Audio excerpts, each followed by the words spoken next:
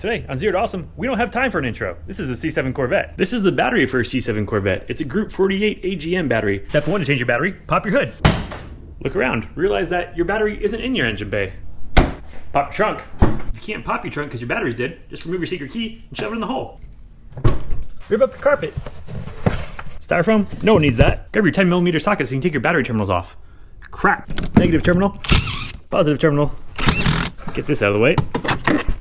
Let's get rid of this too, 13mm. Annoying clips on the side, screwdriver them off.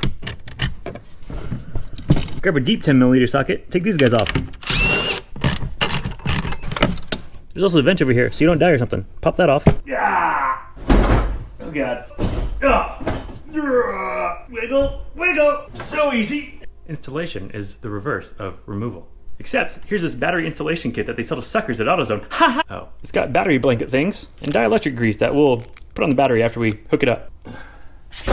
Just go in your home! Get in your belly! Vent in. Turns out there's another plug on the other side of the battery. I took this out of our old battery to plug that one up so you don't die. Hold her downer. Got this guy back on. Connect your terminals.